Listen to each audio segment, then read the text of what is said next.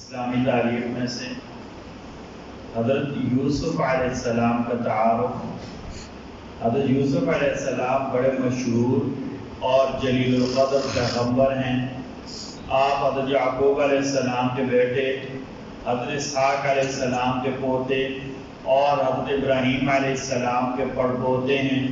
اللہ تعالیٰ نے آپ کی شان میں مکمل سورہ یوسف کے نام سے نازل فرمائی، جس میں آپ کی زندگی کے حالات اور واقعات عجیب انداز میں بیان فرمائے ہیں۔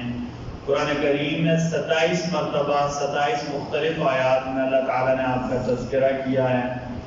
آپ کی پیدائش حضرت ابراہیم علیہ السلام کے تقریباً 250 سال بعد عراق کے شہر فدان ارم میں ہوئی۔ بچپن ہی میں اپنے والد کے ساتھ فلسطین آ گئے۔ آپ کے بعد 11 بھائی تھے، ان میں بنیامین کے علاوہ باقی 10 کے 10 سوتیلے تھے۔ حضرت یعقوب علیہ السلام آپ سے بہت محبت کرتے تھے،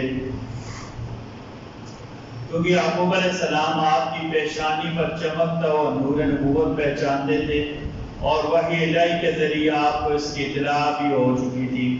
اللہ تعالیٰ نے یوسف علیہ السلام کو نبوت کے ساتھ حکومت اور سلطنت سے بھی نوازا تھا۔ ایک فرض کے بارے میں، مسجد میں داخل ہونے کے لیے پاک ہونا۔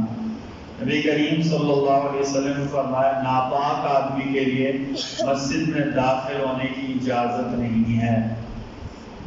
ایک سنت کے بارے میں، کسی کی بیمار کرسی کرنے کے لیے جائیں تو کیا کہنا چاہیے؟ کسی بیمار کی عیادت کے لیے جائیں تو یوں کہنا چاہیے لا بأس طہور انشاءاللہ، گھبراؤ نہیں، اللہ آپ کو اچھا کر دیں گے۔ اللہ تعالیٰ آپ سب کو کہنے سننے سے زیادہ عمل کی توفیق عطا فرمائے۔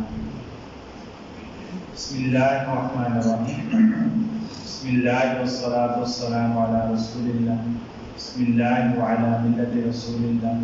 ربنا تقبل منا انك انت السميع العليم وتب علينا انك انت التواب الرحيم برحمتك يا ارحم الراحمين۔